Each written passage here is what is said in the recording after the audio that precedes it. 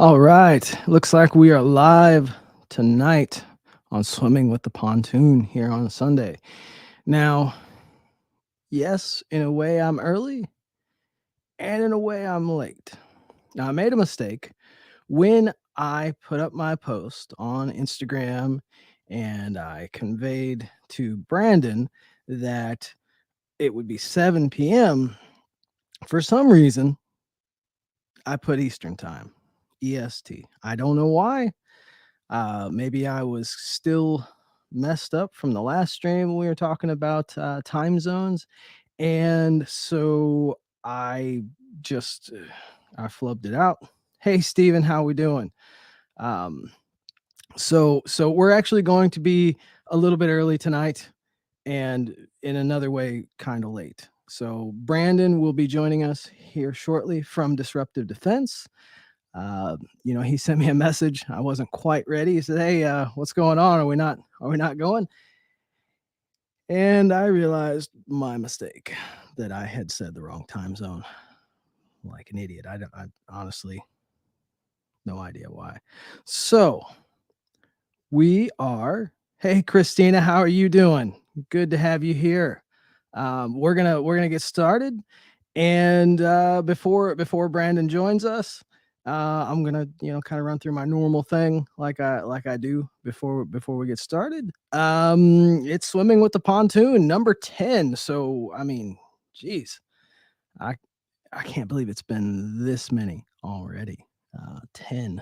So going to keep doing it. Maybe one of these days I won't mess up near as bad. At least so far, no audio problems. Hopefully on Brandon's end, we're good there. But so far on my end, no audio problems. This time we did, of course, have a bit of a scheduling issue, and it's been a heck of a day already. But this should be a good one. Um, with Disruptive Defense, Brandon he's got some really good stuff going on with the Canic platform, and I'm looking forward to doing a back and forth. I was actually supposed to call him, and me and phone calls, we are not the best. So if anything, this will be a good conversation for the two of us to catch up. We message back and forth, but as for talking live like this, it's been a few days. So I'm looking forward. I'm looking forward to that. Other things I've got going on with Tactical Pontoon. Let's see. The mail service is still behind, but if everything goes right, this wild card Wednesday, I should have two triggers to look at. If you're on Instagram, you've probably already seen one of them. And this one's not really a big surprise and nothing too terribly, uh, excuse me, interesting in comparison. That would be the Apex with their new trigger bar. Now, there's a couple different things I want to talk about when it comes to the Apex when we go and look at it. Different things that not only the trigger bar, and the trigger bar so far, it's not bad. They did go with kind of an interesting way when they clipped the end of it, but we'll talk about that one on Wildcard Wednesday. The other one is the Tyrant Designs ITTS, or whatever they want to call it, whatever their marketing decided to call that. And it's funny because right after I had that thing ordered, which it's been on order for like 2 weeks now, it seems like, I had a guy who was having some issues with a Generation 5. Looks like Brandon's almost ready. With a Generation 5 with an ITTS. And I actually went through and had to help him do some troubleshooting. And I will talk about exactly what was up with that ITTS Tyrant trigger. But I've not had one in the shop before, and I'm looking forward to having one directly so I can do some measurements. But he had some issues just because of the different types of tolerances that trigger has. And I think Wednesday, when we talk about these two triggers, I want to talk about different tolerances and how they stack up, and how some of them can be, how some of those tolerances, those loose tolerances, can be good, but they can also be bad. and we'll go over that. He actually ended up having to have Tyrant go ahead, and he's getting a return. Because, and then of course I'm going to send him a factory trigger. I may hook him up with something else depending on what I've got hiding around in here, because he knocked his trigger off the bar, and so he's kind of up a creek without his EDC. Don't mess with your EDC without having a backup. All right, let's see if we can get Brandon on. I'm gonna shoot him a message here. I see him sitting there. Yeah, hey, you got how's your, it shows your microphone is not live. There we go. Okay, you're ready. So without too much further ado, I'm going to bring in Brandon from Disruptive Defense. All right, so here we go. I'm going to bring him in. Boom. Hey, dude, your camera is so much better than mine. Well, I started out with just my laptop camera. If you go back to some of my older videos, it was so much easier using just that versus. I mean, but dude, you're shooting a fucking movie now. Yeah, it's pretty neat, isn't it? That's ridiculous. It looks awesome. Well, and that's the thing. I wanted for years to actually, I've had the camera set up for a while, but it always became such a pain in the ass to do videos and edit them that all of it went to waste. Yeah. And so finally, when I started doing the live streams, that's when I could actually set everything up, and I'm lazy, so I was able to live stream it and then just throw it out there. Yeah, I mean, you're gonna have to help me because I feel like Mario 8-bit and you're on, the Switch. Hey, you know what? Where it really counts is I have my little setup here, but you've got the manufacturing side of things going on. Yeah. So I've got a file and a little mini drill press back here, or mill back here. You got the real stuff. So I mean, where it counts, you've got it going on. Yeah. So here we are. You and I, we've been working together on various projects for what, 5 or 6 years now? Yeah, I think so. 5. It's at least 5. I mean, you were there when I was coming up with this logo. I mean, yes. When we were our other company and we were transitioning over, I mean, you were there. We were going back and forth about, hey, what looks good? What do we want to do? And all that. So yeah, it's been from the very beginning. Well, even before, like you said, even before Disruptive Defense, and you were the Cerakote king. Still, I mean, don't get me wrong, you can lay down some amazing work, but thanks. Applied Arsenal, that's how I met you, was when I could get into the other group, but that's how we came across one another, was there. And I had just joined that group, and somehow I won a Cerakote job, and you knocked out the slide on that CZP-10, and remember that mess? Yeah, tracked it down. Yeah. Postal Service kind of screwed us on that one, but we got it squared away. Yeah, that I think overall that slide, and I don't remember because I never asked you, because you're busy man, and it was a freebie, and I think overall it was almost 1.5 or 2 years, and not because of you, but because the mail lost it. It was a while, and almost 2 years later, I asked you about it. It was a while. Yeah, I mean, I don't remember what the timeline was, but I remember we knocked it out in I was probably about 3-4 months by the time I had gotten around to it, just because the hex cam was really difficult, and it was the first time that I had ever done it, and so it took me a while to kind of get it dialed in and stuff. And then then it went out, and I just assumed that you had gotten it, and you were like, yeah, everything's good, and no news is good news. And then all of a sudden it's like, what, you don't have it?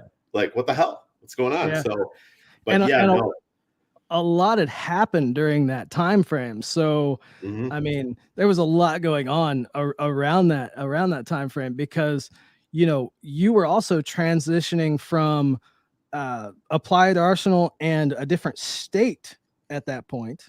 Yeah. You were in Illinois. We were in Illinois. Western Illinois. Yeah. Yeah.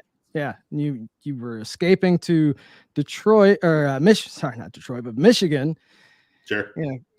Right before everything fell apart. But now it's disruptive defense, and that's kind of what I want to talk about, amongst other things, is what you've got going on in the Canic lineup, because I mean that's a big market, a growing market, really. Yeah. That doesn't have a lot of options, and not. I kind of look at disruptive defense as kind of like the agency arms, if you will, of Canics, because you've got other ones, Taylor, your buddies over at Taylor Freelance, and they make things for Canic, but that's not their main platform. Canic is your platform. Yeah, I think so. I mean, how it all started in the beginning was a friend of mine came to us when it was Applied Arsenal and brought us one of the TP9 SFXs, like right when they first came out. And, he said, nobody makes anything for this. Like, do you think you can do something with it?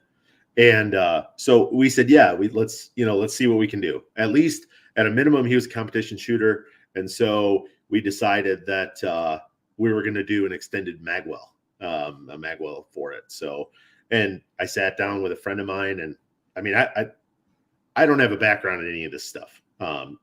We've done armory work and gunsmithing and stuff like that for a long time, but taking that thought process and then moving it into, all right, well, I have this gun, I have this idea up here, and being able to turn it into something that's marketable or something that somebody can use is a whole nother world for me.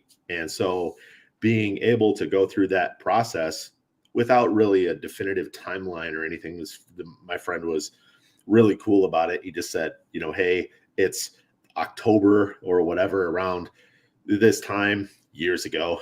And he said, I just need it by the spring. And so we sat down and we were just hammering it out over the course. I think we did like 60, 70 different revisions over the course of the time developing the first magwell. And we ended up with a pretty decent product. And that's what kind of started everything for us. Yeah. Now, again, you say you don't have a background in this. You come from a financial background originally before even the Cerakote. Yeah. So a lot of people, it shocks a lot of people when I tell them I have a dual major in economics and finance. And so I'm a numbers guy. I've always been a math guy, numbers guy. And then this was a little bit more of a hobby for me. And it's, of course, it's a passionate hobby that I've turned into a business and stuff. But,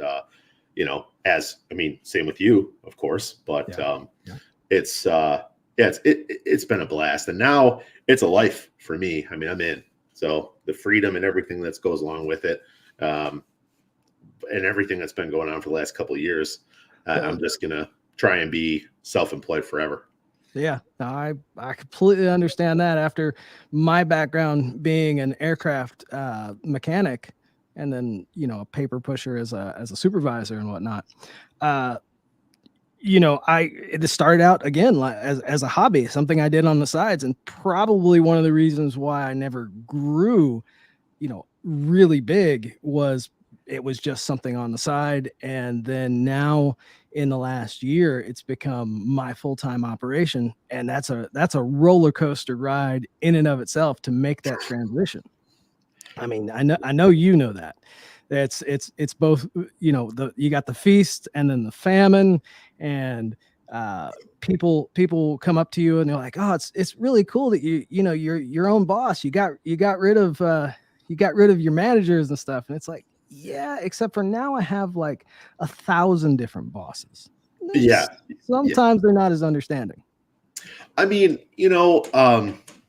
I heard a saying, a statement, I guess, not necessarily a saying, but everybody wants you to get by, just not by them.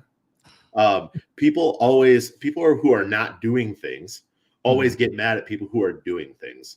And so that's what you deal with in this world, the entrepreneurship world, that I don't think a lot of people deal with in the 9-to-5 world. corporate America or whatever, Yep. nobody really questions somebody who gets up and goes and works a 9 to 5 job doing nothing that they enjoy and all of that. And then when you come up with some idea, some product, some service that you can provide out in the world, everybody just shits on it. I don't know if I could say that here. I don't know if No, this go for it. Go for it. I've already, yeah, yeah, I'm not family worried about that. friendly. I don't know, Yeah.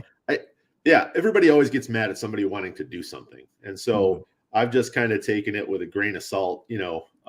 We've had products that have been blemished or issues or whatever, and it's like I come at it from a perspective where it's like, all right, well, we make mistakes, and we're going to make sure that we go over and above to make sure that customer's happy. And if the customer isn't happy at the end of the day, and we've done everything that we can do, then okay, it's okay. That's something a win-win. That's something I look at when I get an issue that I need to take care of for somebody, is try to make it win-win at the end of the day.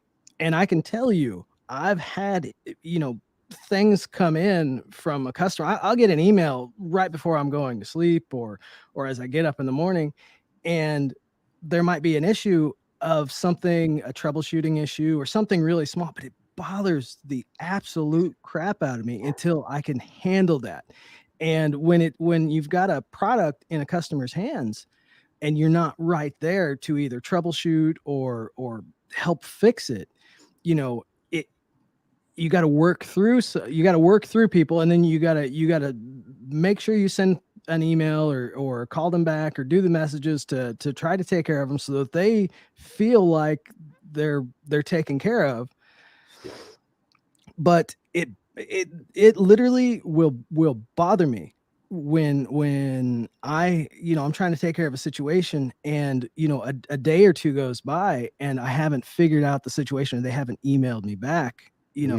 My reputation and the quality of work I do, I don't want any blemishes on my name, and I want to take care of things. And I know you're similar in that aspect. Does it bother you like that sometimes to not be able to fix that situation right then? Of course. I think a lot of customers could probably attest to the fact that I answer if I'm awake, I answer messages. I email people. I'll get into a text conversation while lying in bed at 1:30 in the morning, and we'll troubleshoot right then, because people don't understand how personally I take our customers. When we talk about the Disdef family, and that's no joke. Like, I take that to heart. The people that spend their money, out of all the things they could spend their money on, they spend it with us. I feel like we owe them the ability to be able to voice a concern, and then us be able to answer them if we're available. Now, sometimes we're not always available, and that's a thing. I mean, I've answered messages in the middle of family gatherings, and I get in trouble from the family members. They're like, "Hey, what the hell are you doing?" And I'm like, "Yeah, but you don't understand. I'm not going to give you the quality Brandon you're used to if I don't answer this message right now, because I'm going to be thinking about it constantly." I think that is the one thing that's truly suffered is my attention to, I guess, the real world or my family or the things I'm actually doing in the world seems to suffer more than anything else, because I'm always in customer service mode, because within 5 minutes I could get a text message, whether it's asking a question about a product from somebody who's not bought, a website question, a troubleshooting question, and I hate letting that stuff sit. Now, there are times when I just mentally have to just set it aside for a little bit. We're talking like 20 minutes, 30 minutes, and then I'm back. Yeah. Because it's you know how it is. There's not enough time in the day to begin with. Yeah. But I hate letting things sit. So it seems like, if anything, and I hate to say this, is just letting real life or my personal life sometimes suffer, because I'm never quite there all the time. You know, there's gaps and breakups in my actual time because I'm always in customer service mode. Yeah, the balance is tough. I mean, it's hard. It's, we Applied Arsenal Finishes started in 2015, the summer of 2015, and we've been a full-time business opens for the last 7+ years, and I still can't get away from it all the time. Yeah. It's difficult, and you learn a little bit here and there. I've learned, at least to some extent, that sometimes addressing that issue at 11 o'clock, 1, 9, 6 o'clock in the morning, whatever it might be, sometimes addressing that, you have to quickly prioritize. You have to figure out if it's going to be a 20-minute conversation or if it's going to be a one text response. Yes. And Yeah. if it's a 1 minute, or a one text response, do it. You're better off doing that, especially like I'm ADD, ADHD. And so if I leave it and I walk away from it, I am never coming back to it. And I apologize right now publicly to all the customers, which I'm assuming there's probably maybe less than a handful of people that I have not responded to. There has to be out there. Over the course of the 7 years, I've walked away from a message, either in a draft or whatever. I didn't come back to it. Or technology in its funny way, where you think you've sent a message, or some of these message services just are buggy as all crap, and they never go through, or they never. The ones that I hate is you'll all of a sudden get a bunch of messages that you've never seen before, and some of them are days old or older. Instagram's good for that. Yeah. I never know when I have a message nowadays when it comes to both Instagram and Facebook, and that's a major part of the business, as well as emails. Gmail does a pretty decent job in comparison, but it'll still throw stuff in spam from an account that I use all the time. Like we have a forwarding part for our website that it's a contact us page, whatever. And I don't know if it's because when they update their spam folders or whatever, but every 3-4 weeks or so, all of our contact us emails, that forwarding message will go into our spam too. So I've gotten into a habit now of going into, every time I go into the email, I go into the spam folder. And every time I do it, I bring it up all the time. And that's the only way you can stay on top of it, because I don't know whether it's purposeful or not, but just seems like stuff gets messed up on, for us more than some others that I've heard of. I can tell you, I'm always searching to make sure I don't miss something, because it's so easy for it to happen. Now, I'd say in the last few years, I've gotten better about staying on top of it. But it's so easy to miss a message, or what's really bad is you've worked with a customer and they've got some special request or something, and then they come to check on it with a new email, and then you got to go find through that email chain, or you go through your notes, and not everything that you knew that you would remember did you write down. At least on my end, some of the custom stuff for sure. I mean, that was when we were doing Cerakote work. It was very similar to that, where it was like you'd be running 20, 25, maybe 30 guns at one time, and you would get we've been running Google Voice for our in-house phone number. So like Distaff, or if you call Applied Arsenal, like ever since the very beginning, it's a forwarding service, a number from Google Voice that comes into us. And one thing that we've done for everybody is always had the ability to text us or send us text messages with images and stuff like that. So they have changed numbers. We get random messages, or people like, hey, what's the status of this product or whatever, or the status of this gun? Well, I have no idea what the hell you're talking about. Like, we need to reestablish where the hell we're at, So then because and people don't understand, and as I'm sure you do too, I want to have an answer for you, like right now. Yes. And, having to go through the the process of trying to reestablish a connection as to you have this and I have this, but we need to put those two together. Sometimes that takes a lot longer than it needs to, I feel like. And that's the thing. We offer such personalized service, and we take care of each customer. You know, I feel like we treat them special enough that they kind of feel like they're the only customer, and that's a good thing. But sometimes some people forget that, like I said, you might have 30 guns, or I might have, you know, a backlog of 30 to 50 triggers, and each one, not every single one, but a good, let's call it 10% or more, have something special that needs to be done to them. And I'm pretty good about remembering it, but you get me on the wrong, you know, before I'm about to go to sleep or after I just woke up, I don't remember. So I got to go through my notes, but I hate letting anything sit, or I hate looking stupid. So I try my best.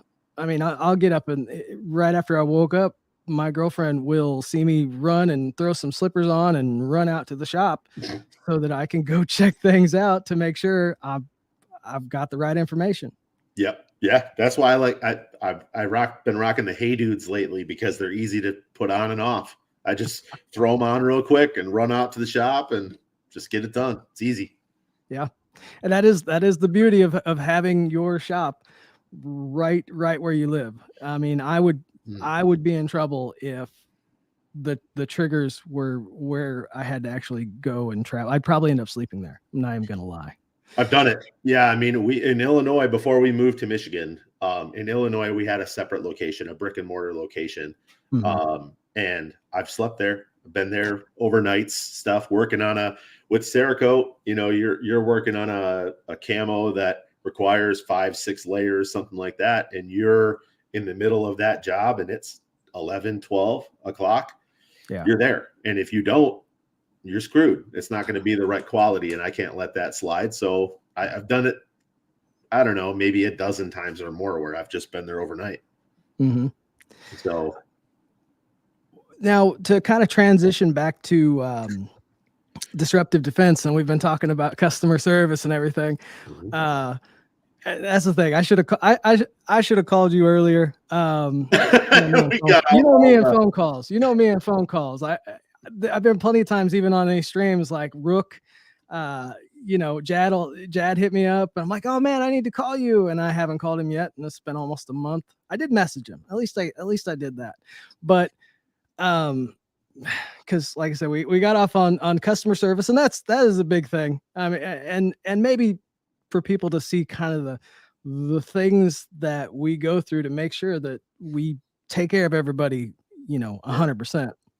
Yeah. But to get back to where we are with disruptive defense now, with your background as a numbers guy, but now you're a designer. Tell me how picking up the 3D modeling and machining, you know, how hard was that for you? So the creative process has always been fun for me. It's always been, whether it's, you know, when I was a kid, I used to like to make things, tinker with stuff, make things out of wood, you know, whatever it might be. I've always been kind of a tinkerer. So to get into that space where I've always had the entrepreneurial spirit. And so the idea that I can take the creative process of making something, 3D modeling, and taking an idea, say, I want to create this magwell, for instance, and then 3D modeling it. And then I can 3D print it now with, you know, new technologies and stuff. You can just rapid prototype right away.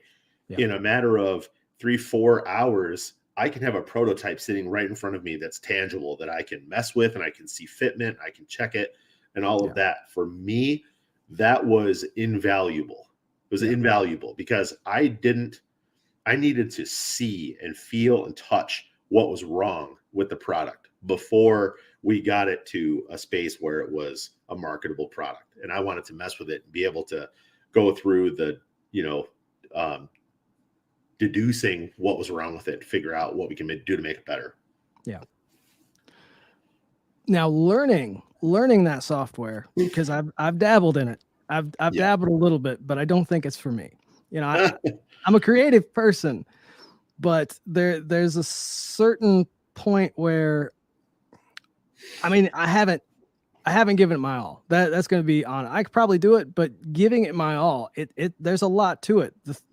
Between laying out the design, learning to do the designs, but then also on your end, not only because 3D printing takes one version of that 3D model and basically cuts it into or slices it into a design so it can squirt out all the little plastic and whatnot. But then to run machine tool paths with a CNC machine, that's another deal altogether as well. Totally. Yeah, I Um, mean, the software has been difficult. From the very beginning, it was difficult. In the very beginning, we were using free programs and mhm. stuff, whatever we could find to try and um, figure out if it was possible for us. Yeah, Uh, Doing that kind of sparked an interest in doing it more full time and yeah, thinking about doing it. So I ended up going to, there's a shout out to John Saunders. He runs a YouTube channel called NYC CNC. okay, And he is the one who kind of inspired this whole thing for me. And John runs a company called Saunders Machine Works out of Zanesville, Ohio.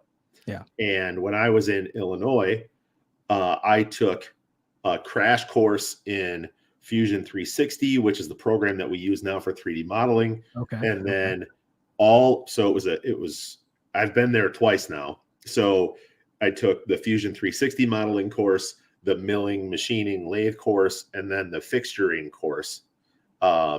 That, really took me from having no idea what the hell I was doing when it comes to that stuff to being able to get to a point where I could figure out more about it. Like, I still don't know everything. Sometimes there's a much faster way to do it that I'm doing the long way or yeah. whatever. But, it got me to the point where I can start to figure out how to become a little bit more efficient and understand a little bit more about it. And then that's when it turned into, we started getting the machines and stuff in house and all of that, because we'd already had some of the pieces in place, but now we have a bunch of stuff going on, Mm. all out of the house. I call it the Yeah. lab.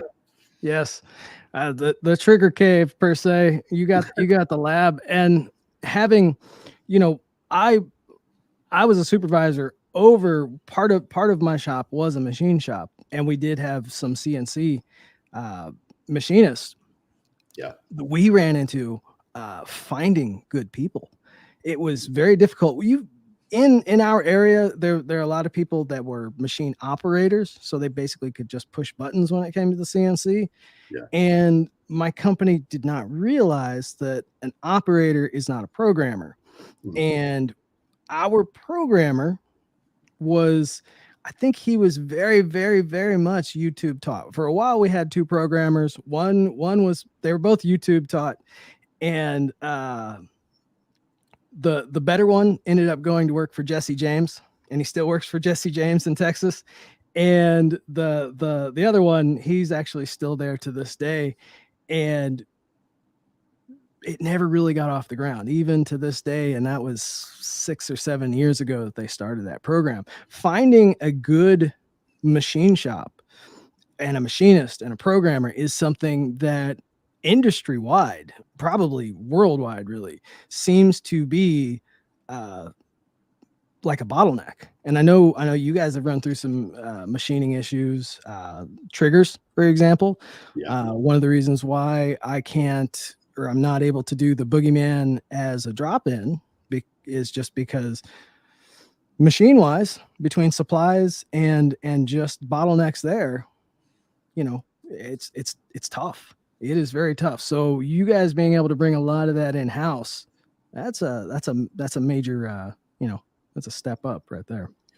It is. And I mean, it's a combination of being stubborn, Mhm. honestly, being, um, you know, kind of a little bit of a control freak when it comes to stuff like that. You know, and like I said, we already had some of the pieces together. Like, you know, we do custom Cerakote on all of our parts, you know, so we have that ability to do that. That's where we started. That was our bread and butter. We had a laser engraver that we were working with at Applied Arsenal Finishes that can, you know, that we can do deep laser engravings. We were doing NFA engravings and stuff like that beforehand, and other custom stuff for customers in the middle of Cerakote. So, you know, we had these things all in place. And then it was just a matter of, you know, our very first product when we were still Applied Arsenal was the 3D printed magwell. And that was, you know, we didn't have anything. We couldn't find a machinist. We couldn't do it. We did have someone try to reach out to us that wanted to control everything and wanted to try and market that product as theirs with our design work. But that, you know, of course, that's a slippery slope. It's like, you know, we have no control over that product. We have no control over the flow. We have no control over the quality, all of that stuff. So we always wanted to be in control of that. And right now, we feel like we do well. I mean, the lab here, we're able to do a lot of work out of it, and it's expanding. You know, I'm sure we'll get into it, but we picked up another business over the summer, and that came with some other machinery and stuff, which is good. That'll help us in the long term.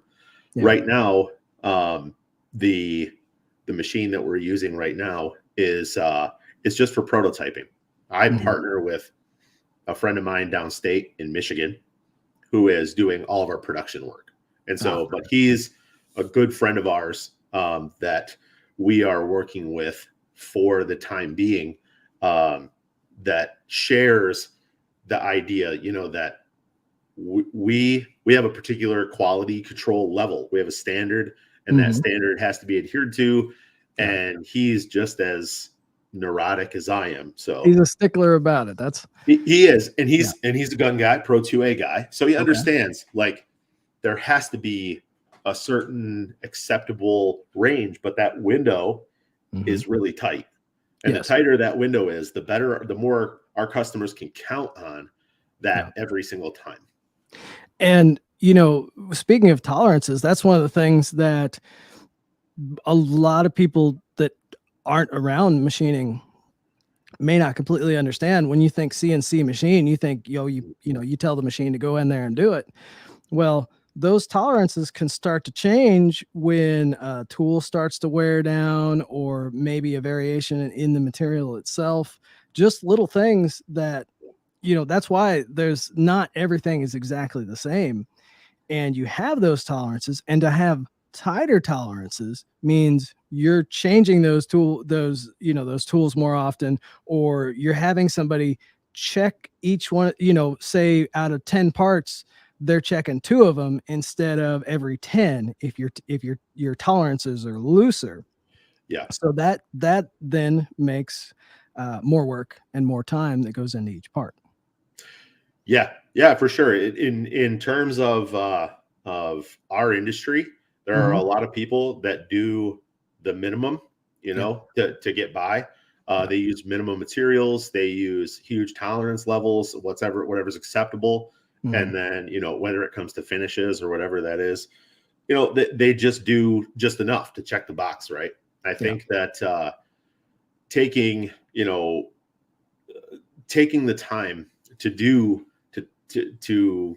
deal with the quality control, to deal with making sure that everything is within that tight little window of what you believe is perfection or close to it, is worth it. And I think the customers realize that. They see products and they're like, you know, I want somebody to open up one of our mailers and be like, oh shit, this is awesome. You know, as opposed to just being like, oh, okay, I'm going to put this on my gun and it's going to be whatever. No, I want it to stand out. And with that comes also, not only do you have to build a solid design, but then you have to get into the looks, the aesthetics of the part itself, because you might have, say, for example, you know, you guys are really known for your compensators. You could have a compensator that works awesome, Okay.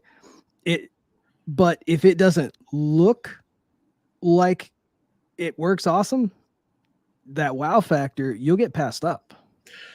Yeah, we're actually we're dealing with this right now. Just this past week, Mm. we released our second generation Canic compensator. So I actually, for people who are curious, this is the Gen 1, and Mhm. this is just plain Jane, right? We Which decided that, which which a couple of years ago, that would have been considered, uh, when you came out with that, that look was kind of cutting edge, but yeah, it's moved yeah, on. for sure. Yeah, now and it's funny because now everybody has picked up, these this design and kind of what we were looking to go for. And Yeah. then so we decided to redesign it. And then you can see the Oh yeah. extra machining and everything that went You got your along with it. logo on. Yep. Yeah. So now the idea is we've been able to, you have to every Yeah. time, they do the same with the thing with cars. They do the same thing with everything. They give Oh it a yeah. facelift. Mhm. We made several improvements with the product before we decided to give it a facelift. And then we said, all right, if we could do anything with this comp, what would we do?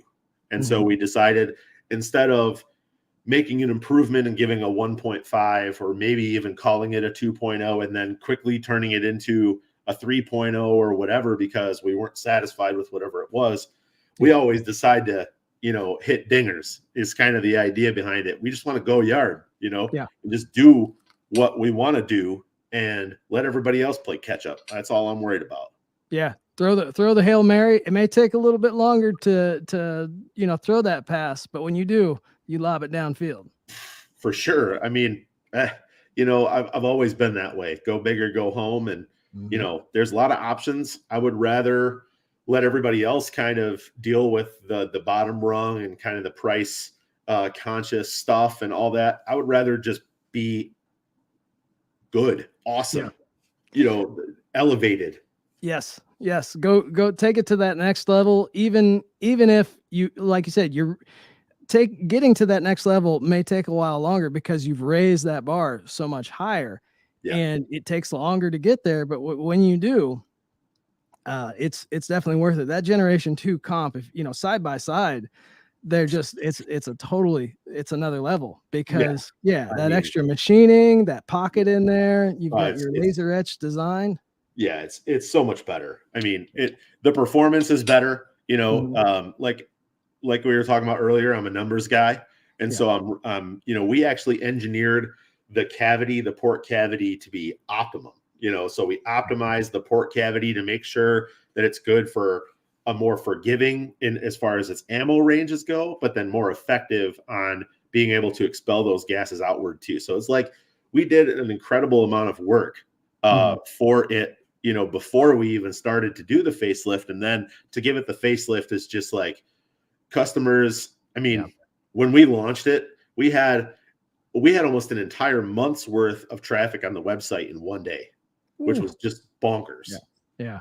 Well, it's obviously it's to me, it's the best looking comp for the Canics. And the Canic line is itself a massive facelift to what it was 2 or 3 years ago.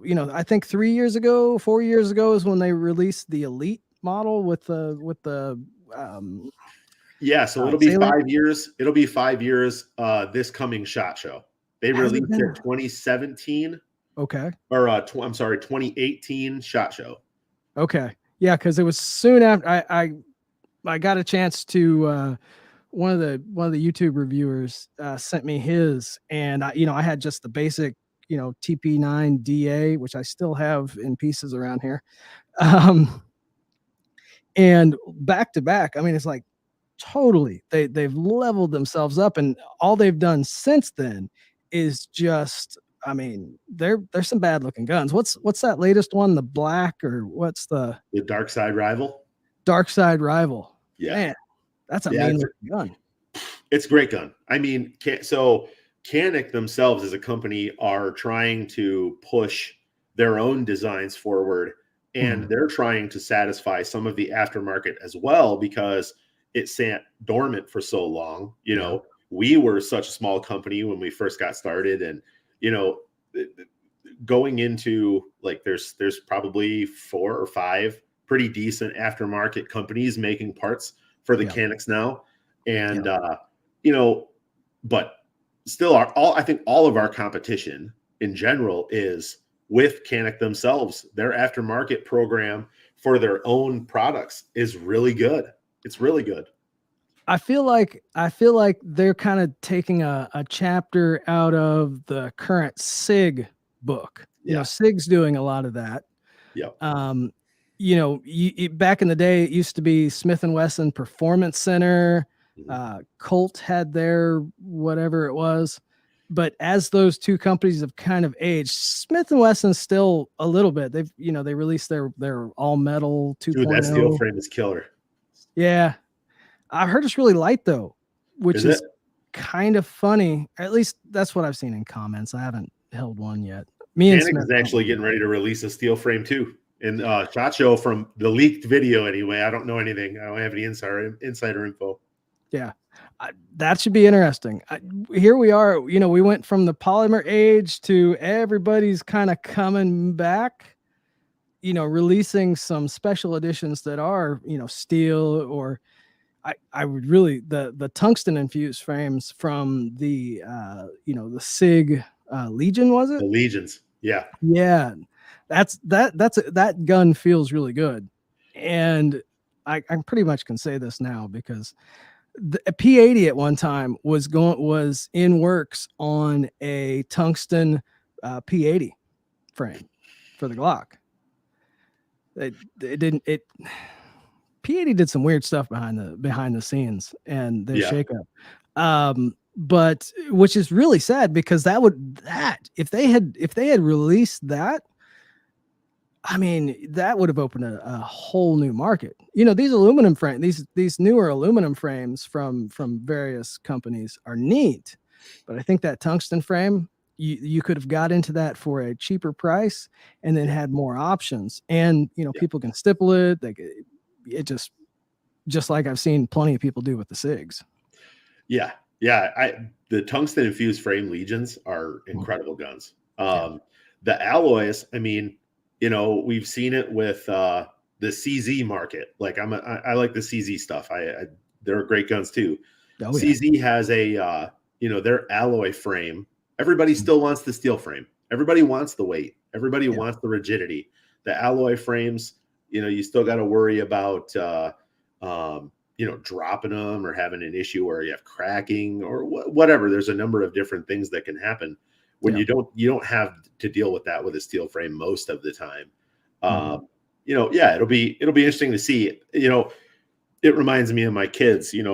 My daughters wanted to go out and go shopping and pick up some pants and stuff, and they're talking about bell bottoms and stuff. It's like this shit is everything is cyclical. Everything just kind of Oh comes yeah. back around, and the same Yep. thing with guns. When one thing is antiquated, then all of a sudden you get the 1911. Everybody, it was a meme gun for a long time, and then all of a Uh-huh. sudden staccato comes around, and now all of a sudden everybody's got the double stack the 2011s, Yep. and Yep. they're rocking those, and they're great guns. Mhm.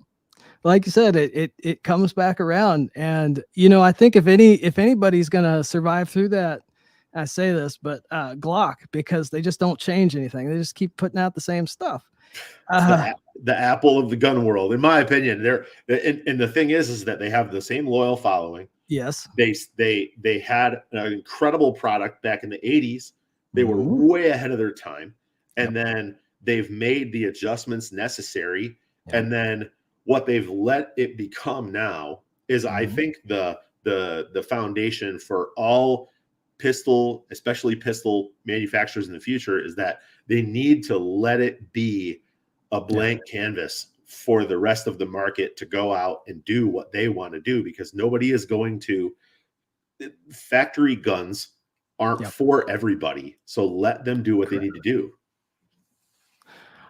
It's kind being a car guy, and I know you're a car guy as well. It's the same deal. You could go out and buy a Hellcat, but you're still gonna do something to it. Um, And you're also going to get the guy that goes and buys just the Challenger RT, and he's going to be faster than the Hellcat for probably more money. Always, always. I don't know that from experience. But that's kind of like the same thing goes with the Glock. It's something that you can hot rod. It's the Model T, if you will, the original hot rod. It doesn't change, but that's kind of okay. Like you said, it's a blank canvas, whereas all of these these shotguns with Smith & Wesson Performance, that sort of thing, or SIG, and they're multiple different. I mean, you want to talk about flooding the market. Canic's got a lot of different models, but SIG, they got everything. Yeah. There's not as much. You're not giving the aftermarket a chance to, or a reason to build up a lot of parts for it, because as soon as you build up a part, they've created another model that may or may not fit. I know we ran down a list of different Canic models one day, and you know all of the differences between each and every model. Mm-hmm. It seems like, and that's a lot of different things to have to remember. That can make it difficult. Whereas with a Glock per se, I'm very fortunate in that aspect of how much stuff actually stays the same, and which keeps it simple. So that does, I could see where that would help carry Glock into the future. And then you've got all these aftermarket Glock frames. It's kind of like you compared them to Apple. You've got an Apple, or you can build a gaming PC, which I have done in the past, which is kind of like taking an aftermarket frame and building it up to be better than that Apple. Yep. But in the end, the Apple is actually worth more. Yeah. I mean, it is what it is, because those markets are so narrow. There's all those markets are so niche that they don't translate to added value. All of it, not all the time. If you come, I always tried to my 18. She's about to be 18 in a week, but I tried to explain it to her. The more specialized your thing, whatever it might be, your widget is, the more someone might be willing to pay for it. But the number of people that end up wanting it is a lot less.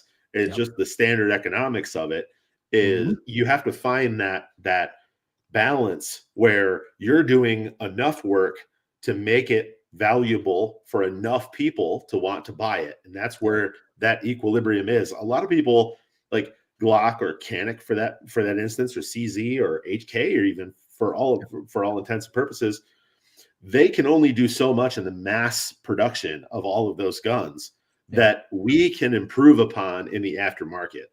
And so the idea is it a marketable product or service that is going to sustain, some sort of income or revenue stream for us to be able to do other things or build on something or whatever it might be. Mm-hmm. Yeah, it's got to be big number, unless you're doing it on the side as like, say for example, how I started, where that's kind of what it was originally just going to be, was a hobby. And you can take all the time in the world because you're just doing it on the side. But to be an actual business, especially in this type of marketplace where not only, the profit margins are relatively low on any sort of custom thing, and the turnaround time that people want it's not like it used to be. We're all spoiled to Amazon or buying stuff online and getting it shipped to us in 2 or 3 days. So in order to sink that type of money into something where we can get into a market, it has to be worth it to us. And that's not easy. That is not an easy thing. I know you said you're a CZ fan. The P10, beautiful gun. Great shooting gun. Where's the market for it? Exactly. Right. I mean, they've spent the extra time on trying to fine tune some of the slop and stuff in other striker fired pistols and all of that, bringing essentially what I would say probably the most finely tuned upper on any pistol, any polymer striker pistol on the market. I think they're better than the VP9 for sure. Maybe not as good as a P30, but they're definitely better than a VP9. And people still aren't picking them up. And it's like, man, I remember Black Friday a couple of years ago. I picked up another P10 Seif. It was like $280. I couldn't believe it. I'm like, these are high point prices. What the hell are we doing? Yeah. And it's so sad. It's too good out of the box. Yeah. It's the problem. And that's kind of where, Mechanic is amazing out of the box, but it also comes in at a price point that it can be upgraded. And there's not a huge market. So there's not a huge market of aftermarket parts, but there are a lot of those guns out there. And especially now, I mean, you can make those things look good. I mean, we're talking, something RoboCop himself would want to carry. Oh yeah. Yeah. I mean, and that's what's good, right? Like, now that the aftermarket is starting to flourish in the mechanic space, you'll start to see a lot of personalities show up, and for me, I think that Canic is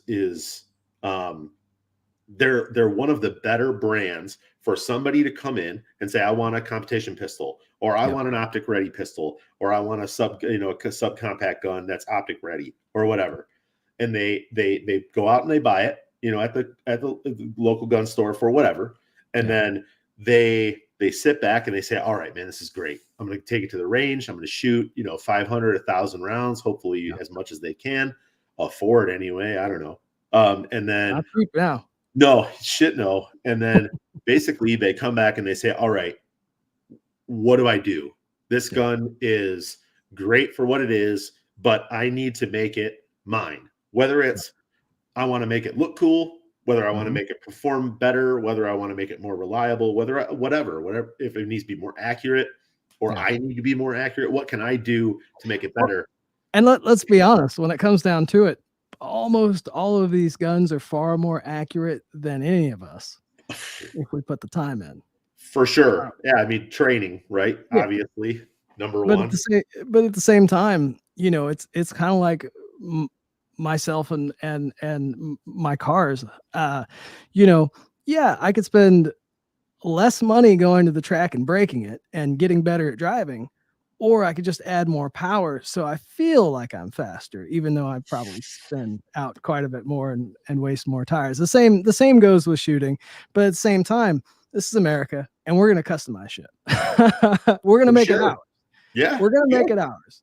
And, but the ammo and training thing is very vital and very important, but also making something your own is something that we cater to. Not only make it shoot better, but to make it your own. Yeah. Which, and that's why, for example, you go through and you spent the extra time to add the detail and design into your Generation 2 comps. Yeah. Because, it works better, but it also looks better. And, it does sell. I think people who have, there are some brand snobs, right? There are people who like whatever it is, same car world, PC, whatever, it doesn't matter. And I think that if you can somebody opens up their safe and they say, all right, I'm going to pick this gun and take the range. I think the better looking or the better they feel that pistol is for them is more likely that they're going to take that one to the range. Yeah. And I feel like if I make that gun look good and still perform and function better, then it's more likely that person's going to get more time on that gun than they are on something else. And for me, I feel like that is the precursor and the decision maker to grabbing the gun with the DisDef parts on it or the TacticalPontoon parts on it versus a factory gun somewhere else. Yep. Think about action movies alone. When we watch, take for example, this is one of my favorites to bring up is Predator 2. Back when the lasers on those guns were almost the same size as the gun themselves. I mean, those guns at the time, me as an impressionable kid, I mean, that was like, oh my God, look at that thing. Yeah. versus if they had just, he'd been carrying, maybe it was a Colt Python or whatever, chromed out Python. Yeah, it looked good, but it didn't look as good as that thing with the laser, hanging off the side of it. Or when Arnold Schwarzenegger in the 90s, all he ever used was a Desert Eagle. Versus if he had used just a standard, police, 38 special. And, the look, the look counts for something. Yeah, the 6-inch really 44 Magnum. Yeah. And, when Clint Eastwood in Dirty Harry is rocking the 44 Magnum. Mhm. And, it's like that's what fuels all of the, of those dreams as a kid. You're rocking the cap gun and you're thinking you're Dirty Harry, or you're thinking you're, Bruce Rambo. Willis from Die Hard, or any of them. Rambo carrying the M249, just, laying waste to, yeah, definitely. And, and that's okay. It's okay to feel good about yourself and want something that looks good because, you worked for it. That's the other part. When you spend your money on something, you want the best that you can get. And, being able to do that and bring those parts in at the right price, which is something that I know both you and I, the struggle to not only build something awesome, but to build it at the right price and balance the two between our own livelihood and making sure that somebody else isn't, jeopardizing their livelihood by, buying from us. Mm-hmm. It's a difficult thing because, our time's not free. Yeah. And we do spend a lot of time at it, but we got to make it worth our while. And it's a tough thing to do, to bring all of that together. It is. Yeah, for sure. I mean, it's one of the hardest things to do, when you're coming out with a product that has no competition. For instance, you're trying to establish a market, right? Or whatever.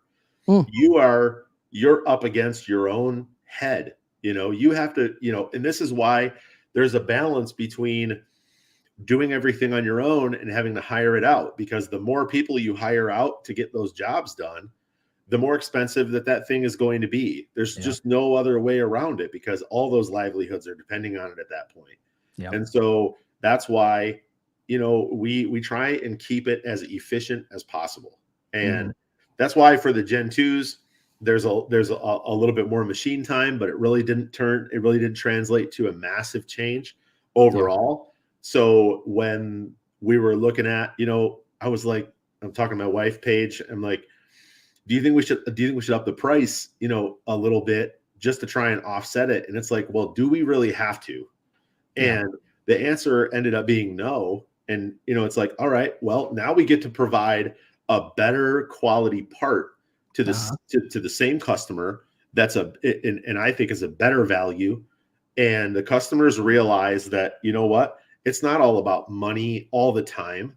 But it's more of a give and take. Like, I'm not going to sit here and nickel and dime you. If it's going to cost me, an extra $3 or $4 to make a part that I sell for $100,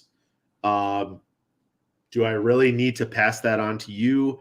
If I'm making 100,000 units, then that's a whole nother conversation, but we're not doing that right now. And so the idea is, let's pass that on to the customer in terms of quality and the better product, and we'll just move more. And that's the hope always, right?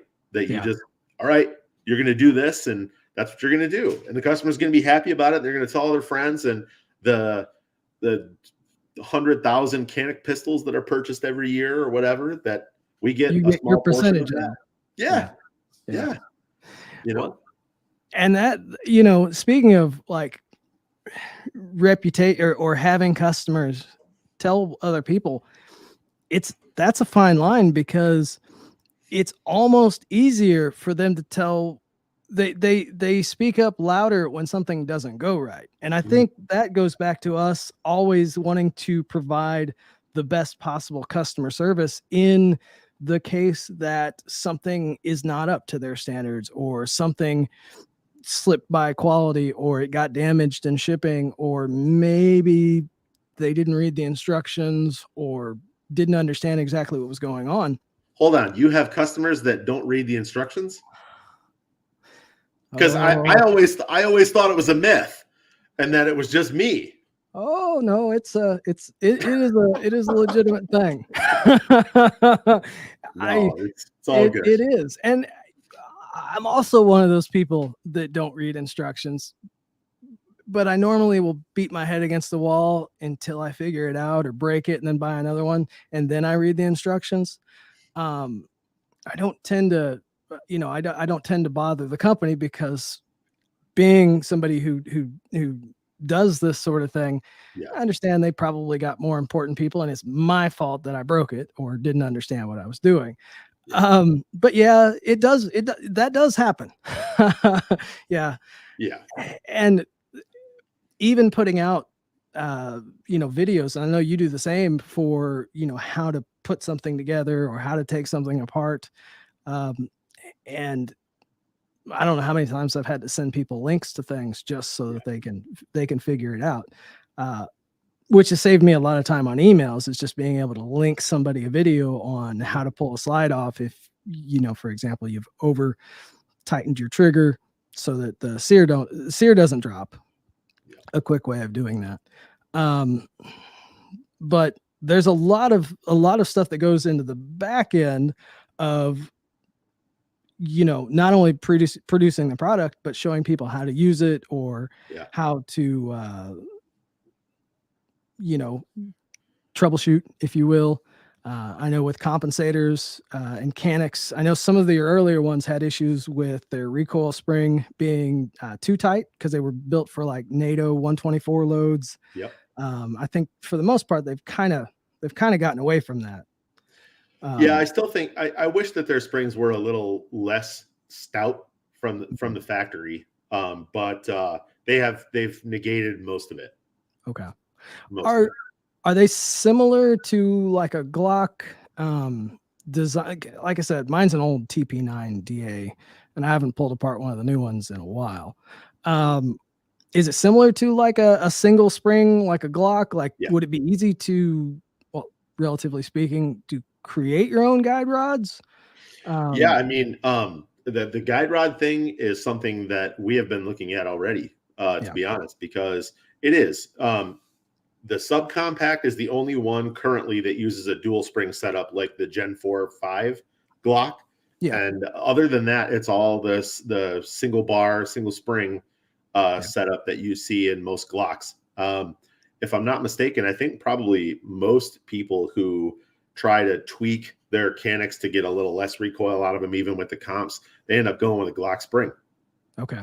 I know I lost mine from my HK VP9, and it's running a Glock 19, just a standard poly one from a Glock 19 right now. So, I mean, for Yeah. the most part, the idea is the same. So, being able to, like you said, create something relatively inexpensive so a person can fine tune for like a comp is that's a neat idea. That's good. That Yeah. Well, I mean, yeah, it's just like getting an intake or a cam or whatever for, once you start tweaking it, all of a sudden you get reliability issues, or you get it's not running right, misfire, and whatever it might be. oh yeah. And you just got to tweak it out. It building a race gun per se is similar to building a race car. You can build it so good that it runs so terrible unless the weather is just right. Yeah. I, I I mean, have a, I have a I have a banner in my shop, and I have a T-shirt that says the same thing. It says ruining a good car by making it better. yes. And like my Challenger, for example, it sucks for a car. It sucks as a daily driver car, but it's fast, it's fun, and I love driving it. However, my girlfriend, she's sensitive to sound and a few other things, so she actually has to wear earplugs when we go out in Mhm. it. Yeah. Um, ruined it. I've completely ruined the car. It's not fast enough, but it's, it's enough to get in trouble, but I've ruined it. Yeah. But it's great. And Yep. the same can be for a gun. You can build a competition gun, but that doesn't mean you want to carry it. No, I would recommend against that Yes. at any given time. Yeah. It's a similar deal. The parts may be better per se, and it's kind of going off on a different tangent. Is the parts, these aftermarket parts, it's just like a car. They might be better, but they're better for a specific thing. Whereas maybe with a carry gun, and I see a lot of this where people want to have their hero gun as their carry gun, and then you run into issues. Especially in the Glock world. Canic's a little bit different deal because they're kind of more race gunnish right out of the box compared to a Glock. And, probably one of the worst things that happened to Glocks is the Timney trigger. Yeah. For people that carry. And I hate to see this, and I plan on doing a separate thing. I'll touch on it real quick. Is just the issues with that trigger between light primer strikes and then the possibility of actual safety issues and how light that thing is. I mean, I see too many people trying to carry these things, and it's just like, oh no, you guys, that's a competition trigger. For the range, go ahead, do it, run it on the competition range, but for the love of God, don't carry that thing. But anyway, I got off on a tangent. Just no, I me mean and that Timney. Yeah. You talking about triggers? What? Yeah, I know. Please, come on. We should be talking about Canic triggers, which one of these days when the space opens and we can, and your design, and I'll put some input in there, but I know you're going to have the Canic trigger to beat all Canic triggers when it comes.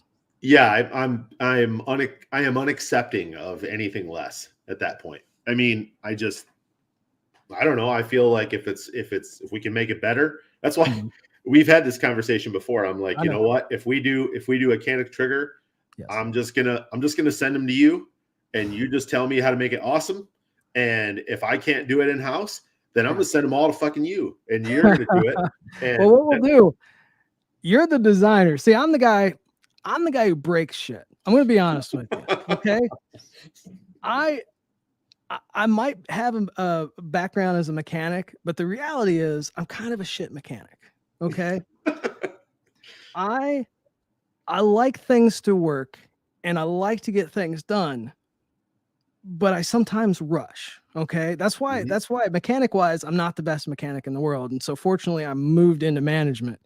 I was probably shit at that. That's why I don't have a job anymore. But actually it's because I wasn't big on knee pads. So me neither, boss. Yeah. You know how it is. So they love their people that, corporations love their knee pad guys, and it just wasn't me. So where was I going? What was I talking about? Damn it. Oh, I'm a destroyer. Okay. I test things out. I can somewhat design, but when it comes to like the real mechanical part of it, let's be honest, the Glock is a simple creature. There's nuances to it, but it's a simple creature. And it took me a while to really get into the Glock. But when it comes to design, that's not really my best place. My best place is kind of tuning and playing with different things. And however, I feel like between the two of us, with your design and then some of my input and breaking things, I think I know we will have the best Canic trigger out there. And it definitely will look better. I'm going to throw some shade. It's definitely going to look better than the Freedom Smith. Okay. It will definitely, at the very least. I know between the two of them. I'll throw some more shade just to put it out there. I personally am tired of if you've seen Zoolander, I'm tired of blue steel triggers. Yeah. And that's what I feel like is out right now for the Canics. Yeah. That's what I feel. I'm a simple guy. I'm going to tell you how it is, and that's how I feel. Even the Elite trigger looks better than then the even the factory polymer trigger looks better than that stuff. That's me, not because I'm your friend and backing you up. It's just because it's the truth. That is an ugly design, and there are some ugly designs for the Glock as well. And there's some really ugly ones. There's some clown shoes out there. I'm not going to say Yeah, which. for sure.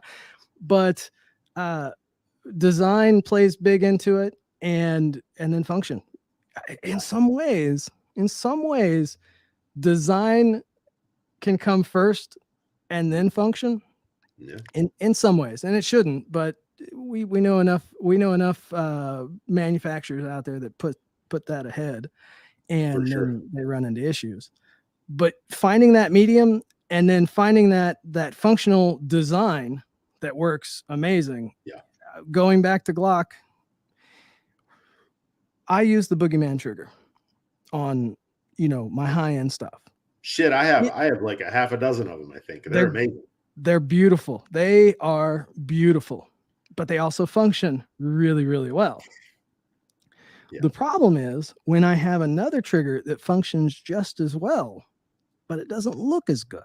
Now it functions just as well, and I would use it just as much, but it doesn't look as good. Which one do you think sells? Hey, we got bots in the chat. Nice. We've made it. All right. Whenever you get bots in the chat, that means you are growing. So yes. Last time that happened, I'm not going to touch it now, because last time that happened, I accidentally I blocked an actual person. So I have a feeling they are not a real person. I don't know.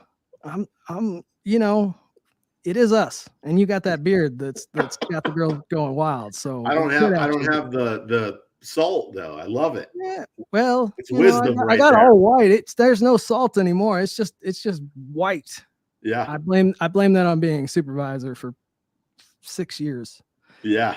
Oh. I got out before it turned it all. Now my daughters are the only reason I have that. Now, if I had kids, yeah, I would. It'd be even worse. I had grown men that were my kids, and I think in some ways it was worse, because oh my goodness, you want to talk about belly aching? Yeah. And now I have, I'd say, free time, but it's not. I honestly, the first couple weeks of going full time at Tactical Pontoon, I actually had time, and then somehow I found a way to use all of it, or it somehow shrunk to the point where now I'm fighting again for time, even though back then I had a full time job at like 50 something hours a week or more. Yeah, I don't know.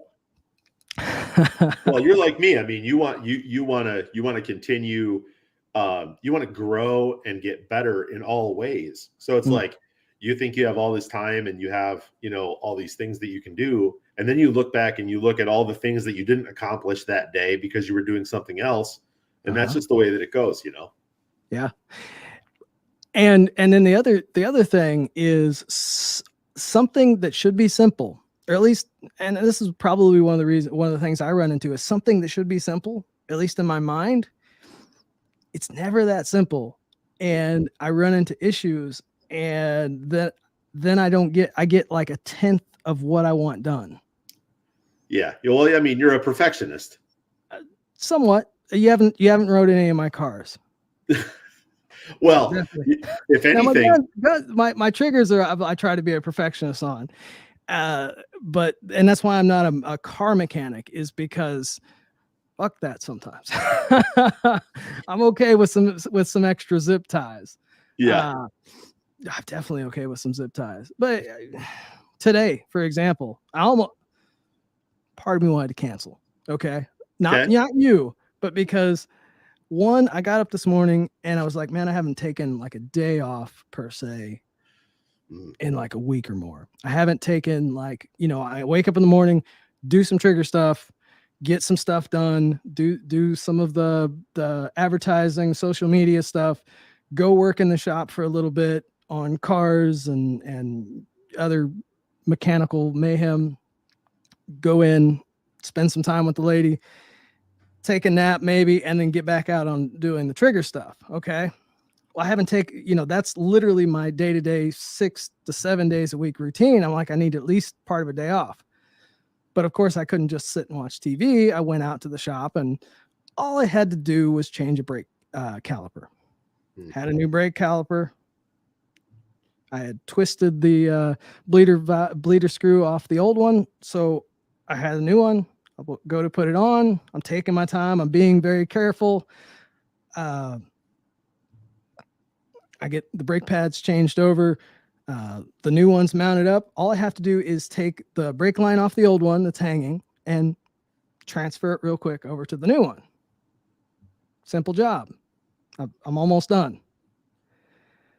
Bleeder screw is a different size. They tapped the hole wrong in the new brake caliper. So it doesn't, it's like between a 10 millimeter and an 11 millimeter, which an 11 millimeter banjo bolt pretty much doesn't exist. Yeah. So Lovely. I was cursing very loudly. Didn't throw anything because it's a new shop. I don't want to scar anything. I did slam the door. But I'm like, oh, this car is going to be nothing. This is a car that I've had down for like 6 years. Like, it's not, it just becomes that mountain. That little thing becomes a mountain. I've got a lot of stuff still to do to it, but it becomes a mountain. Yeah. So I just wasn't feeling it. And I ended up I got pizza. I went and got pizza. I'm like, fuck it. I'm just gonna, maybe but I was not feeling it. I was like, but at the same time, one, I wanted to get you on the channel because I've been meaning to do it for a long time now. And two, if you don't do what you have to do, to grow your business sometimes, it's easy to put that off. I mean, we've seen people that have gone full time, and because they kept letting something get in their way, and it's easy. First it's something big, and then it's something smaller, and then it's something smaller, and then it's something smaller, until they've put themselves out of commission where they have to go back to work, or and even something as simple as doing the stream and talking to a friend can feel like a hurdle unless you, again, make it a job per se. Yeah. I mean, that's the curses of entrepreneurship. I mean, it is what it is. You don't realize that it's what we're doing now is what's going to set us up for the spring. What all of the momentum that we're gaining now is what's going to help us 4 to 6 months from now. Yes. And yeah, because we're in a, that's why they call it Black Friday and the end of the year. We're in a period where once people start to get back out, and it's not so much so with guns, but there is a slow point in the year, as well as all the financial stuff that people have going on right now, that if we don't put our plans in place where people are thinking about us and coming our way, again, we could be asking if they want apple pies with that if we're not careful. Or telling everybody the ice cream machine is broken. Yes. Yeah. And I know it lives in the back of well, maybe not the back of my head. It's like right up here all the time is I gotta do this. What can I do next? What can I do next? Not only, rest on what I do very, very well, but what can I do for that next level? And I'm going to be honest, I've ruined a lot of parts just trying to come up with something new that maybe I didn't think about before. Yeah. I have bins and bins of scrap material and all kinds of shit of 3D print models. I've ruined countless rolls of filament and hours in front of the computer. I have folders full of R&D stuff, and it's just never ending. You're always trying to further your business. You're always trying to. That's why if you're not passionate about what you're doing, if you don't have your heart into what you're doing, that will come out eventually. Even if you hit success for a little bit, you'll burn out so quickly because it just requires so much.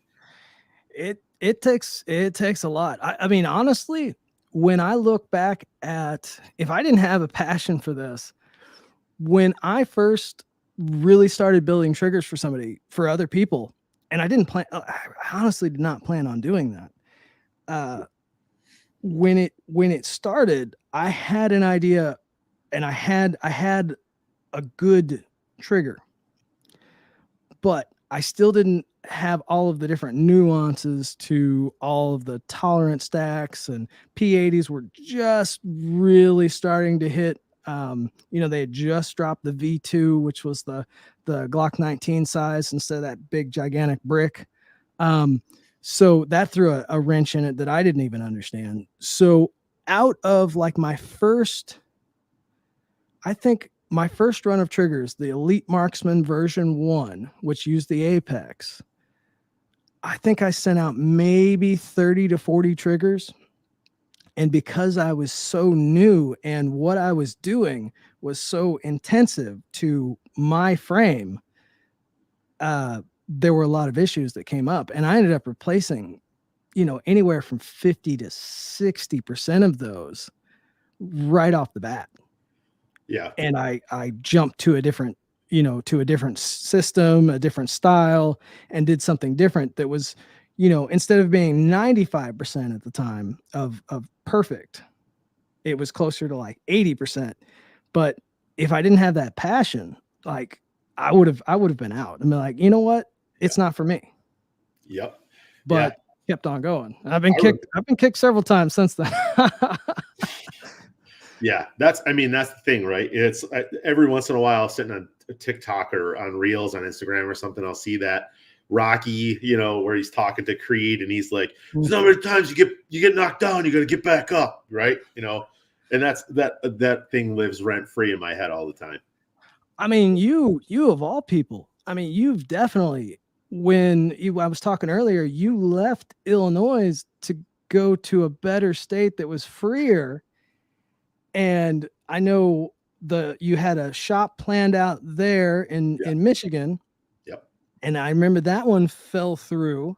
Yeah. And then, you were doing what you could to come up with another plan. And then it seemed like just the next day almost we got hit with 2020. And here you were in a state that basically locked down. Yeah. And I mean, but here you are today, better than ever, with more products than ever. You've got an awesome brand, and really you're just getting started again. Like you're truly Disruptive Defense with your Generation 2 comps. You've got the mag release. Go through the different products, because I'll be honest with you, I don't know all of them. Yeah, no problem. So the Gen 2 comps are out. We have the stainless steel mag catch, which is big because Canik uses a metal injection molded one. We do a stainless steel billet 17.4 because they use Mekgar mags, so it's a really hard metal mag. And so those cast or MIM products, they get worn down and can chip or crack over time. So we make a billet one of those. We make the optic plate system has been super popular. We call it the COPS system. It's a really low profile optic plate system for the Caniks. The enclosed back plates, which is a little bit of a controversial product apparently, because Canik has an open striker indicator, and we enclose it because I don't like the idea of all kinds of debris and everything getting into the striker channel. And so we enclosed it, so we have those. And then the extended mag release, we have that. And then I'm trying to not say things we haven't released yet. Okay. Don't say them. Don't say them. Yeah. So, I mean, you can tease a little bit, but don't give it all away yet. Yeah. We'll definitely have you back on when you've got some more stuff to launch, because that's part of the deal. Yeah. I mean, right now, like you said, we're just hitting our stride. Disruptive Defense was supposed to have a very different trajectory a few years ago. moving from Illinois, from our brick and mortar location. We were renting there. We had a very successful Cerakote shop doing custom work and all that stuff. And then the whole idea was we were escaping the political nature of Illinois to escape to greener pastures. My wife and I are both from the Michigan area, and her family's from mid-Michigan, which is where we're kind of at right now. I'm from more downstate, but we were going to build, that facility, and then we just got to run around with the county officials and the building permits, and the concrete, and everything didn't go as planned. And so we had to kind of take a step back, which you have to as an entrepreneur. And then by the time we had rented another space, we were in the process of renovating it for our purposes to reopen Disruptive Defense. Yep. And then COVID hit. And it was like, well, we didn't know what the hell was going on. We had no idea what the future held. Mm-hmm. And we were like, okay, well, we got to scale back like a lot of people were doing. And we got to figure out what we're going to do and just kind of sit back and wait. We were pushing forward on our designs and R&D work on testing level and stuff like that. So it gave us an opportunity to go back to the drawing board and really fine tune everything. And then when we were ready, which was we launched our website in July or August of 21, the new DisDef website. By the time we did that, we were ready to roll. Yeah. I mean, it gave you the time to sit back and grow a plan instead, or, formulate a plan, probably even for the better. If you think about it, being able to, come up with some extra design time, maybe not financially, because it sucks sitting back. But, it's easy. I see a lot of people that want to start a business or have a little side gig that they want to grow. And you have to want it. It's not going to be easy. And I know you and I go back and forth about like the marketing and advertising for that. That's a job in and of itself, because between all of the different social media platforms who don't like our industry to begin with, right? They change their algorithms, they change their rules. Just getting out there and talking to people constantly, it's a constant deal, because you can make the best widget in the entire world, but unless somebody knows you build that widget, they're not going to come find it. And search engine optimization and all that stuff, it does help and it does make a difference, but at the same time, there's a wide World Wide Web out there, and there's a lot of different people vying for the same amount of money. Yeah. And you're going to get knocked down. You're going to have bad experiences with different customers or different platforms. And it's so easy to just stop. It's so easy. It's a room full of doors to exit. Yes. I mean, that's just what it is. Yes. There's endless excuses and opportunities to bail and just kind of pull up stakes and say, you know what? It's really comfortable going back to a paycheck every 2 weeks. It's really comfortable to live underneath that sort of control that other people can have over you, and all of that. And it's really risky to put yourself out there, to put your thoughts and your creative process out there for other people to judge, and for all the people to sit there and critique openly what you have going on. And so you have to really be prepared to take all of those shots. And if you're not, then you're out. Yeah, it is. And I feel like even to this day, those little critiques that you might see on different parts of social media, or of like your design, or you're too expensive, or I can do this better. When I see those, they still bug me. Like to this day, so it's a little stupid stuff from a person that doesn't know a third of what I know, or maybe they do. Maybe they're an atomic engineer. It doesn't matter, but it still bugs me. I still see those comments, and they still bug me from, even though I have confidence in what I do, it's still in the back of my mind. Am I screwing up? Yeah. But, I'll tell you though, when it came time to exit my last company, or when they exited me, it was fun to be able to say to my manager when he said, "Hey, yeah, you are on the layoff list." I said, "Okay, that's all right. I don't actually need to be here." Yeah. And it blew him away because he was a manager that I had worked with for like 5 years, and we were close. Like but I never told him about the business.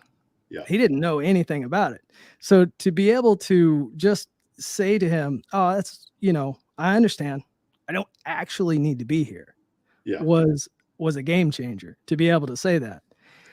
Yeah. And it's not as good as quitting rich or whatever the saying is, but it felt pretty damn good. Yeah. I'll tell you a quick story. I have a Yeah. similar story. So, I was working for a financial institution in North Central Illinois, Mhm. and I was actually sponsored as the one person from the company out of the several hundred employees to go to this leadership. It was a whole year, like a leadership program, Yeah. and they were preparing me for Ghost. That Oh, shit's yeah. delicious. It is. Um, I drink way too many of them.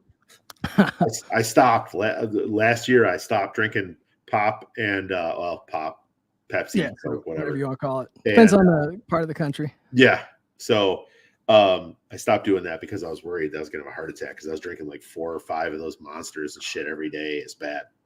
Yeah, I don't want to talk about my caffeine intake. So real quick, Anyway, I'll back up. yeah. I was in this leadership thing where we met one day a month, and Mhm. I had some great friends still to this day in Yeah. that program. And I was in this program when I left. I was exited as well, a different situation, but I was exited as Yeah. well. And so the next month, when the leadership council or whatever came around, I can't remember the name of it, to be honest. Yeah. They had told me, the people who were running this, it was the Chamber of Commerce that Yeah. was doing it. They told me that I could still come, that I was sponsored and I was still good for the remainder of the year. So I had a couple months left. And I Yeah. had, like I said, really good friends, and I had nothing but time at that point. Yeah. So I decided to go. And when I went there, they said, hey, do you want to tell, you want to talk in front of everybody? We'll give you a couple minutes if you want to let them know kind of what's going on. And it was cool to stand up there and say, hey, by the way, I know that I come in here in a suit and tie like every day, Yeah. but this is what we've had going on. And in 30 days or whatever, we're going to have a brick and mortar location here. Yeah. Like within like 10 days of leaving the bank, I Mhm. didn't have, or I had a location, Yeah. and we had everything laid out. Like it was such an interesting transition that by the time the next month came around, I stood up in front of everybody with nothing but confidence and was able to say, this is what we're doing and this is where we're going to be. Yeah. No, that is awesome to be able to I mean, honestly, to take a side business or to to do that, because most people when they lose a job, that's a big deal. They're scrambling for the next one, Yeah. or it throws them for the loop. But to be able to you know confidently go in there and be like, yeah, I'll be all right. It was Yeah. fun. It was good. It was definitely a moment for me where it was like, yep. All right. Well, this is what I'm going to do now. And it was a And, commitment. yeah, and it's a lot to walk away from, because I know you like myself, we we made decent money. Like Yeah. we weren't we weren't giving away apple pies with that. We were Yeah. I yeah. was an So executive vice president for a financial institution. I mean, yeah, we had a great job, mhm, and it afforded me a lot of cool things. We had a beautiful house. We had, my kids had everything they ever wanted, and all of that stuff. And for a little while, we had to sacrifice that, yeah, and we moved into a different home, and we gave up a lot of that stuff. But you know what? Um, in the end, we gained so much more from it, because you don't realize what you're sacrificing and what you're giving up every day when yes, you go to a job that isn't fulfilling. Like, yep, yes, it may put money in the bank And yes, it may be the path that you chose a long time ago, but if it's not fulfilling for you, then you're going to try to fill that hole with something else, you know, and who knows what it is. A number of different hobbies, could be a bad habit or two or three. I mean, it could be any number of things that can ruin your life. Why not spend the time investing a little bit of time and effort into something that you enjoy? And it's nice to see it pay off in the end. It is, because, you know, it became you know, it started as a hobby, and here it is, something that not only can you be proud of, but you can feed your family with and have freedoms. I mean, we talked about earlier all the things that we do give up, but there are certain freedoms that we do have. The normal 9 to 5 doesn't. So I mean, I haven't had an alarm clock. I haven't set an alarm clock in 5+ years. Yes. I mean, it's just, I don't know why, but that was one thing that I haven't done it. I don't want to do it. It's like, okay, I don't mind. Sometimes my stress or my anxieties or whatever will get me up at 4 o'clock in the morning or 5 or 6 or whatever. But then sometimes I sleep till 10 and I work till 8 or whatever. It's like, it doesn't matter. My workday still gets done. It's just a matter of being able to do it when I feel like it. Sometimes I wake up early and I'll make myself breakfast or whatever. I feel like I'm more productive during my day when it starts the way that it needs to, or the way that I feel like it needs to on that particular day. I feel like I get way more done and I'm way more energized to do the things that I need to do. And sometimes that's sit in front of a computer for 10 to 12 hours while I'm designing some sort of part or whatever, that if I'm not mentally prepared for that, then it's shit in, shit out. Oh yeah. And it's just going to be bad. And that's what you get. You know, I mean, I know many times with my 9 to 5 job where I went in and they definitely did not get their money's worth. Now, when me being my own boss per se, when I come out, I tend to make sure that I get my own money's worth out of myself. I'm a rock star employee. I promise. Employee of the month every fucking month. Yep. I promise. And if I'm not, then it shows. You're hired. Yes. Yeah, exactly. But that's the problem. As soon as you hire somebody, then they're like, oh, it's not quite my business anymore. It's a different hiring people. And I've had people that polished for a while, and it just never, even something as simple as because they don't own it. If they don't own it, it's a different story. And I mean, you can pay them a lot too. You can pay them well, but it's finding people. And even in my corporate job, finding people that were worth the crap was just, anyways. Yeah. I'm glad Something that a lot of people don't know about Disruptive Defense or Applied Arsenal Finishes before that, I have never hired an employee. Ever. I've never had an employee ever. It's always been me, my wife, my daughter, my oldest daughter helped us quite a bit. She was in the blasting cabinet, blasting guns when she was 12 and loved it and wanted to do it all the time. She calls that her baby. Like, that's her office. I mean, growing up on the farm, it was a similar ordeal. You know, you got out and you worked, whereas, you know, there are less and less kids that have lives like that. Yeah. And I mean, my kids are homeschooled, so they see what it's like to run the business all the time. And they see the decisions you have to make. Like, I could sit on my ass and do nothing, or I could go out in the shop and start working on new stuff, or I could try and further my business today or whatever. And they see, like, okay, well, we have a sense of urgency. We got an order in at 2 o'clock or 3 o'clock or sometimes even 4.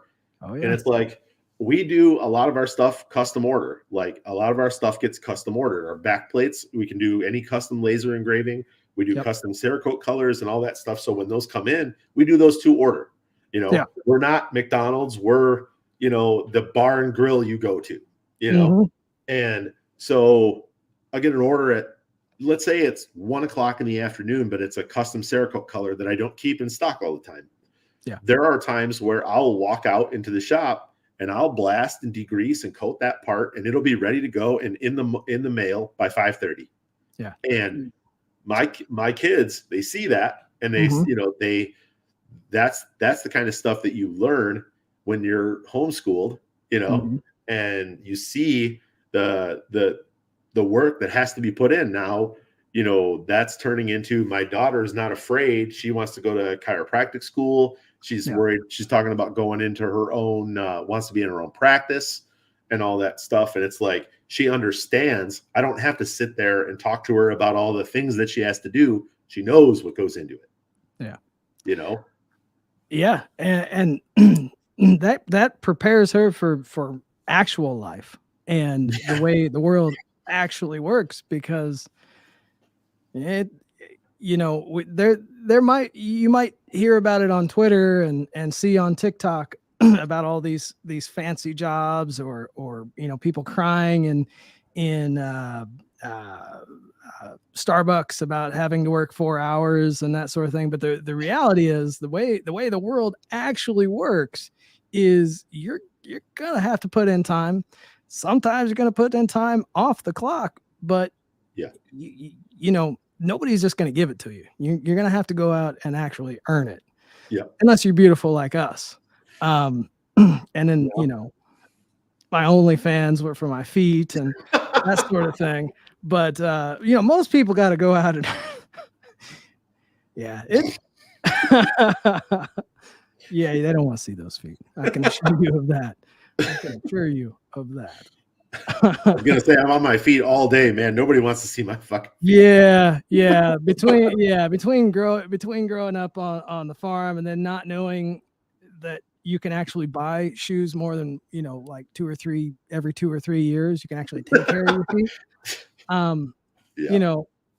Between all of that and then the like I said, the time I spend on my feet, you don't want to see these damn things. Nope. Oh my God. Unless actually they might. The people that want to spend the real money might. That's some weird premium. That's premium stuff. All right. Well, it looks like we've been on here almost 2 hours. And we got started early late because of my oops there on the time zones. But we will do this again. We'll do this again here soon. And I'm gonna have to get one of those compensators. Save me a blemish.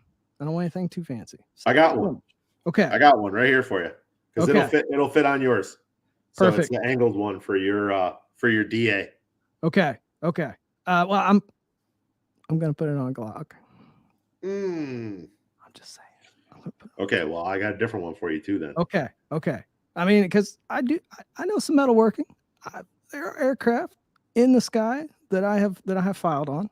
So, I can metalwork.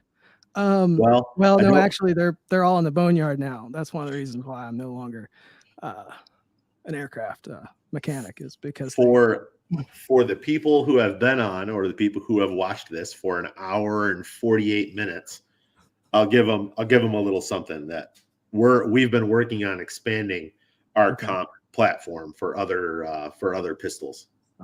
Shit. We'll so maybe we'll send you something that's really cool. Okay. Well, you do that.